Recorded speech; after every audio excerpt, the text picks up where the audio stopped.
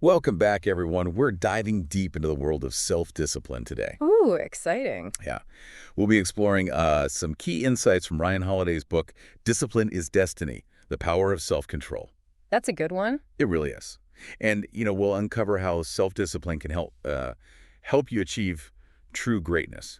And it's not just about physical restraint, like most people think. Right. It's mental. It's emotional. Even spiritual control, actually. Definitely. It's all connected. It is. Get ready for some fascinating historical examples and advice you can use today. Actionable advice. Love that. Right. It's interesting how self-discipline is like a recurring theme throughout history. Totally. You see it like with ancient philosophers, spiritual leaders, Yeah. successful people from all walks of life, really. Yeah. And they all kind of seem to agree that self-discipline is a key ingredient in achieving anything worthwhile. I like how the book starts with this really powerful statement. Would you have a great empire? Rule over yourself. Sets the stage. Right, yeah. It does. It really sets the stage for understanding self-discipline as the ultimate form of greatness. Yeah. Like building an empire within yourself first. Exactly. And Holiday uses this great analogy of a charioteer. I love a good analogy. So think about it. To win a race, the charioteer needs speed, obviously. Of course. But they also need incredible control, right? Yeah. To guide the horses. Exactly. To guide those powerful horses, navigate those, like, tight turns, and ultimately to cross the finish line. So our ambitions, desires, impulses, Yes. those are our powerful horses. Exactly. They can carry us to victory or, well, send us crashing if we don't have the reins of self-discipline. Oh, that's a good way to put it. I like that. You know, the book highlights some stark differences between those who mastered self-control and those who didn't. Right. Take King George IV and Theodore Roosevelt, for Oh, example. that's a fascinating comparison. Okay, so King George V, known for indulging in every excess imaginable, basically became a prisoner of his own body. Yeah. Sadly, yeah. He couldn't even sign documents or lie down comfortably because of his overindulgence. Wow. His lack of self-control ultimately robbed him of his freedom. It's true. And then you have Theodore Roosevelt. Yeah. Completely different. He intentionally chose what he called a strenuous life. Yeah, I remember reading about that. Pushing his physical limits, even with some health challenges he was born with. So he understood that by embracing discomfort, he could build strength and vitality. Absolutely. And it's a lesson we can all apply, right? Absolutely. Pushing ourselves beyond our comfort zones, even in small ways, can lead to greater strength and resilience. Definitely. And this brings us to the incredible story of Lou Gehrig. Yeah, Lou Gehrig. This guy truly embodies physical discipline. He's legendary. We all know about his legendary streak of 2,130 consecutive baseball games. It's incredible. But it wasn't just talent that got him there. Right. It was his unwavering commitment to training, even when he was exhausted or tempted to, slack off. There's that story about his near brush with alcohol dependence, right? Yeah, that's right. He recognized that relying on that crutch would ultimately hold him back from reaching his full potential. He made a deliberate choice to develop healthier coping mechanisms. It's pretty powerful when you consider how he faces ALS diagnosis later on, too. Even facing unimaginable hardship, his stoic endurance and mental strength shone through. It's true. I think what's so inspiring about Gehrig is that while his accomplishments were extraordinary, his dedication to mastering his physical self is something we can all learn from. Totally agree. Whether it's, sticking to a workout routine, resisting that extra slice of cake. Yeah, or just pushing ourselves to go a little further each day. Right. The principle's the same. We all have the power to push through discomfort and strive for greater self-mastery. Couldn't agree more. Now, while physical discipline forms a solid foundation, Yes. the book goes deeper. Okay. It explores the inner realm of self-control, the discipline of the mind and spirit. And for that, we have Queen Elizabeth II. Ah, yes. A compelling example of mental and emotional mastery. What comes to mind when you think about her incredible reign? Her lifelong commitment to duty. Remarkable. Unwavering. Thousands of public engagements, gracefully adapting to an ever-changing world while at the same time remaining grounded in her principles. It's amazing. It's a testament to unwavering inner discipline. And let's not forget her dedication to learning. Oh, absolutely. The Queen was known to diligently read those red boxes filled with government dispatches. Yeah, staying informed on a wide range of subjects. Real commitment, even when the information might not be directly applicable to her role. That subtle point is actually quite important, I think. How so? It reminds us that self-discipline isn't just about achieving specific goals. I see. It's about becoming well-rounded individuals, always seeking knowledge and understanding. Makes sense. Developing that inner strength that allows you to face challenges with composure and grace. Okay, so we've got these inspiring examples, but Right. how can we actually cultivate inner discipline in our own lives? Yeah. Does the book offer any practical strategies? It does. One of the powerful strategies is what Holiday calls look at everything like this. Okay. It's about taking a step back from your immediate emotional reactions, like George Washington famously did, Right. before making a decision. So instead of letting your emotions dictate your actions, Exactly. you create a space for a more reasoned response. That's so important in a world that's like constantly bombarding us with information and demanding instant reactions. It really is. It's a game changer. It is. And then there's keep the main thing the main thing. Okay. Holiday uses Booker T. Washington's story to illustrate this. I'm familiar with them. Washington's unwavering focus on his core purpose, which was education, Yes. allowed him to say no to countless distractions. That resonates deeply, especially in today's world. Think about how many demands are placed on our time and attention. We've got social media, emails, breaking news. It's constant. It's constant. Yeah. Learning to discern what truly matters Yeah, and then having the discipline to stay focused. that's a superpower. It is? And then there's this intriguing idea, wait for the sweet fruit. It's about mastering the art of delayed gratification, Ooh, interesting. resisting the urge to rush. Okay. Think about Churchill's wartime decisions. Okay, yeah. He faced immense pressure to act impulsively during World War II, I can imagine. but he often chose to strategically wait for the most opportune moment to strike. So even with the weight of a nation on his shoulders, he maintained the discipline to resist that urge for immediate action. And let's not forget Musashi, the legendary Japanese swordsman. Okay. He deliberately cultivated an unpredictable fighting style, recognizing that resisting the urge to react habitually gave him a strategic advantage. He didn't just go with the flow, he mastered it. It sounds like by mastering our impulses, we can become more adaptable and effective in achieving our goals. That's the idea. So it's not about being rigid. It's about developing the mental agility to respond to any situation with purpose. I'm starting to see how this all connects to the concept of the magisterial, achieving self-mastery in the face of real-world challenges. You're right on track. To understand that more fully, the book introduces the compelling story of Antoninus Pius and Marcus Aurelius. Now that's a story I want to hear. Can you set the stage for us? So Antoninus Pius unexpectedly thrust into the role of Roman emperor. Talk about pressure. I can't even imagine. He was known for his temperance and integrity. He always seemed to prioritize the well-being of Rome over any personal gain. So even with absolute power at his fingertips, he remained grounded and disciplined. That's a testament to his character. It is. And what about his relationship with Marcus Aurelius, his adopted son, right? Well, Antoninus Pius acted as a mentor for Marcus Aurelius, who would later become one of history's most celebrated philosopher emperors.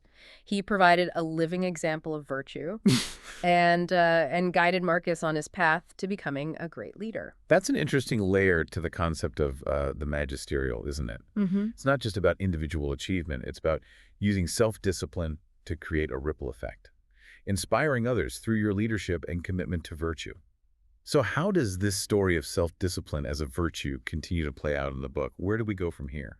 The book goes on to highlight that self-discipline is a choice, not a burden. Okay. It brings up individuals who, intentionally change a life of discipline, Right. even when they could have easily indulged. Right. One of those people was Cato the Younger. Even with all his wealth and power, he lived with remarkable simplicity. It's like he was saying, my values are more important than any fleeting pleasure. Exactly. He was making a statement with his actions. What other examples stood out to you? Oh, Greg Popovich, he's a legend. Yeah, Coach Pop. That guy's decision to rest his star players, even when it might have cost them games or even championships, Bold move. It's a fascinating study in discipline. He was prioritizing long-term success over those short-term wins. Absolutely. Takes serious guts to make those tough choices, especially when you're facing criticism. It's a great reminder that self-discipline is about aligning your choices with your values and your goals, even when it goes against the grain. Right. But, the book also points out that this commitment to self-discipline shouldn't make us judgmental of others. Oh, good point. We need to hold ourselves to a high standard without, putting others down for their choices. It's like walking the walk without judging those who are on a different path. That's a really important distinction. It is. What I find fascinating is this idea that discipline can be, contagious. Oh, yeah. The book explores how your own disciplined behavior can actually inspire those around you. The ripple effect. It's exactly. Think about leaders like General Mattis. Okay. He wasn't afraid to, roll up his sleeves and tackle even the most menial tasks alongside his troops. He led by example. He wasn't above getting his hands dirty. Yeah, that kind of leadership speaks volumes. It does. And remember Queen Elizabeth's famous message of quiet, good-humored resolve during times of crisis? Oh, yeah, of course. That unwavering strength, that calm in the storm. It's inspiring, right? It is. It reminds us that our composure and resilience can help others face challenges with, grace and determination. It makes you think. It does. If you're constantly reacting impulsively or letting your emotions run wild, that's going to influence the people around you too. That's a great point. But when you show up with focus, composure, a commitment to doing what's right, even when it's tough, Yeah. it can create a ripple effect of positive change. Okay. There's a story about Eisenhower Oh, yeah. and how his mother really instilled in him the importance of ruling his spirit. Huh. It's actually a quote from Proverbs. He that is slow to anger is better than the mighty, and he that ruleth his spirit than he that taketh a city. Wow. That's powerful. It is. It's a powerful reminder that true strength comes from mastering our inner world. Right.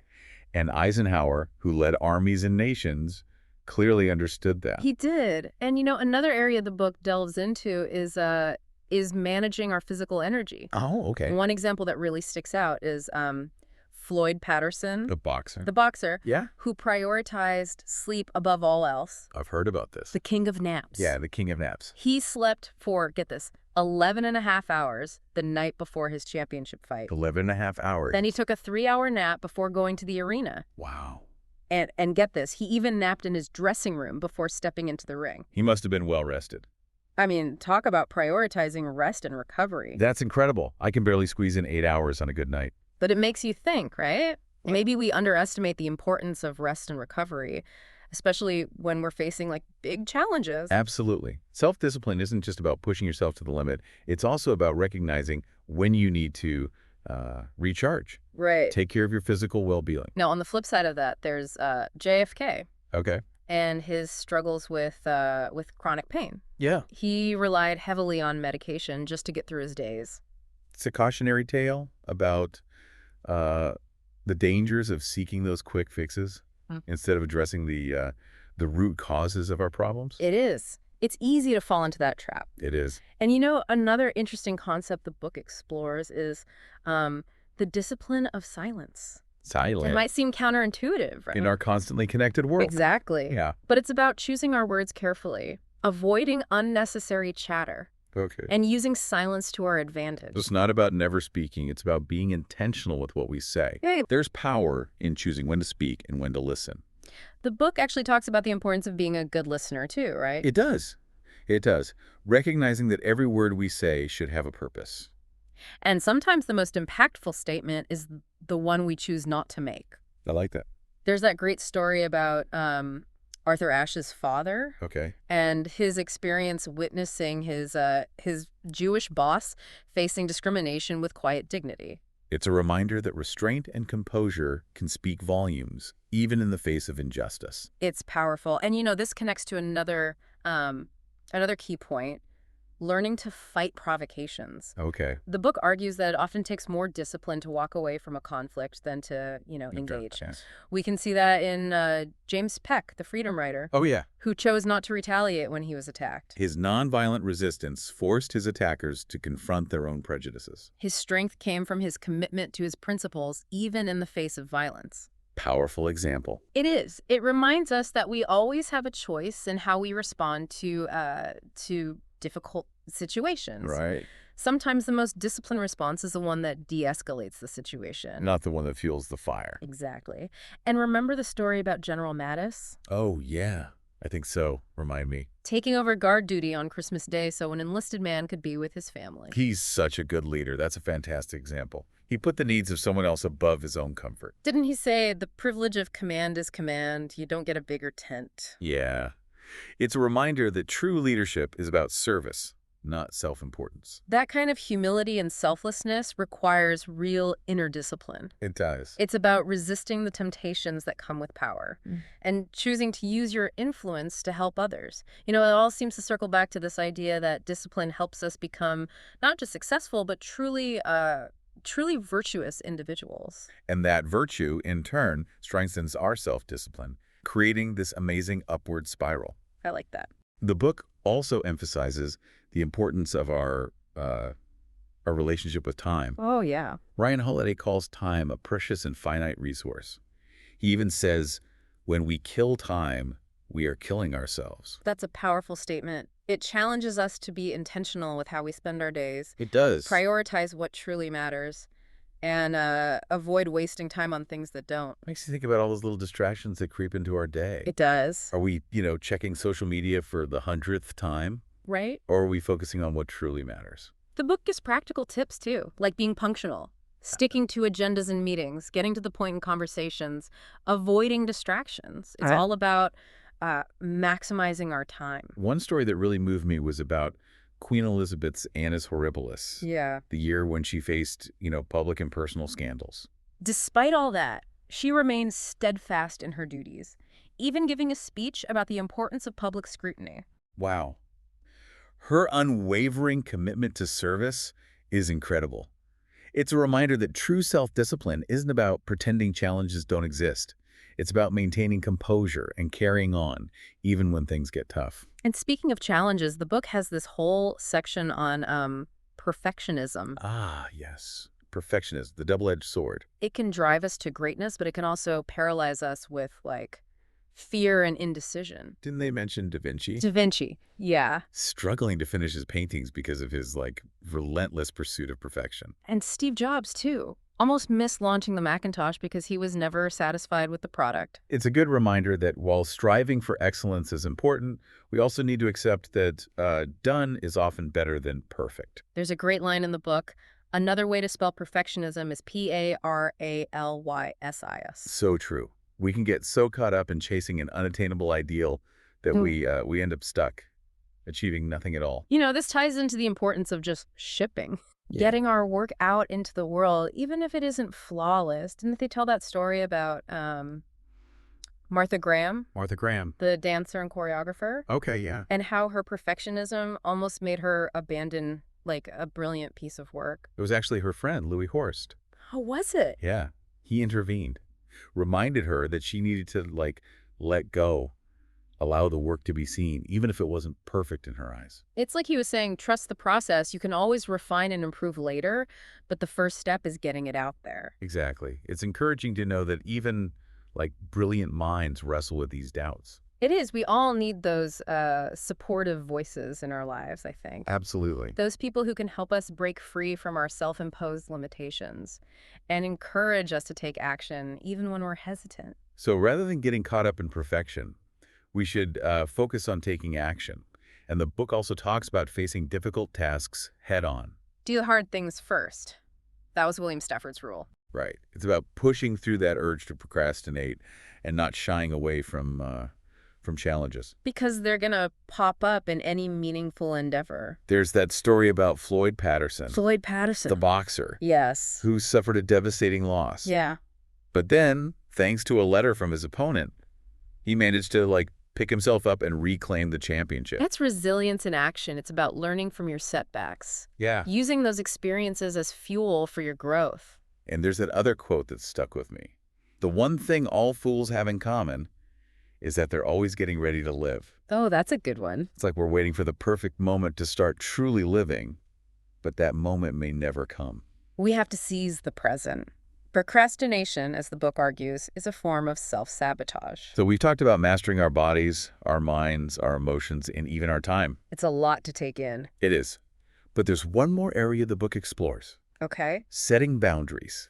Right. Self-discipline also applies to managing our relationships and protecting our energy. It's about knowing when to say no Yes. and creating space for what truly matters. It makes me think of that line from the book. Most of the people doing important work are people you've never heard of. They want it that way. It reminds us to focus on our core purpose and not get caught up in chasing that external validation. You know, all of these examples and strategies are great, but like, what happens when things don't go as planned? Oh, yeah. Good question. Because, let's face it, life rarely goes perfectly. What does the book have to say about handling setbacks? Yeah, it sounds like true self-discipline isn't about never making mistakes, but learning from them and using them as fuel to keep growing, not letting those setbacks define you. Exactly. And remember what Rickover said about Carter's efforts on energy policy. I don't think so. Remind me. He compared it to the message of Jesus, saying it took 400 years to be accepted. Oh, right. Sometimes the most important work faces the most resistance. But that doesn't make it any less valuable. That's a good point. It takes courage to stand by your convictions, even when they're not popular. It makes me think about that idea of turning the other cheek that the book talks about. It seems a little, counterintuitive when we're discussing leadership and achieving greatness. It almost sounds like a religious concept. You'd be surprised. The book actually frames it as a powerful form of self-discipline, Okay, one that requires incredible strength and composure. I see. Think about Martin Luther King Jr. He Yeah. was attacked on stage and chose not to retaliate. His commitment to nonviolent resistance was unwavering, even in the face of violence. He was a powerful example of how choosing not to react can actually expose injustice more effectively than fighting back. It's about recognizing that true strength sometimes lies in restraint. And then there's the story of Socrates, the philosopher who was also a soldier. After a brutal defeat, he retreated with composure and dignity, refusing to abandon his principles. It's a reminder that you can, maintain your integrity even in the face of setbacks. It's not always about pushing forward. Sometimes the most disciplined approach is knowing when to take a step back, regroup, and reassess. It makes me think of that Spartan saying, return with your shield or on it. It wasn't just about winning or losing. It was about honor, about fighting for what you believe in, even when facing overwhelming odds. There's another quote from the book that really gets to the heart of it all. It doesn't matter what you bear, it matters how you bear it. That's powerful. True strength is revealed not by what life throws at you, but by how you handle it. Okay, so we've covered a lot of ground here. We've seen some really inspiring examples of self-discipline, explored practical strategies for cultivating it, and we've learned how it empowers us to achieve greatness. But how do we actually put all of this into practice? How do we reach that magisterial level of self-discipline? Well, the book doesn't offer a magic formula, but it gives us a framework for understanding that self-discipline is a lifelong journey. It's about continually striving to become the best versions of ourselves. So it's not about achieving some perfect state of self-control. It's about committing to that journey of growth and improvement. Exactly. And it starts with recognizing that self-discipline is a choice you make every single day. It's about aligning your actions with your values, even when it's difficult, even when it's uncomfortable. And the book emphasizes that this choice isn't about punishment or deprivation. It's about liberation. It is. You're freeing yourself from the tyranny of your impulses, fears, and limiting beliefs. You're creating space for growth, for fulfillment, for reaching your full potential. Remember that quote from the book. Discipline is how we free ourselves. It is the key that unlocks the chains. It is how we save ourselves. Powerful stuff. It really drives home the point that true freedom isn't about doing whatever you want, whenever you want. It's about having the self-mastery to make choices that align with your highest aspirations. And as the book points out, this mastery isn't a destination.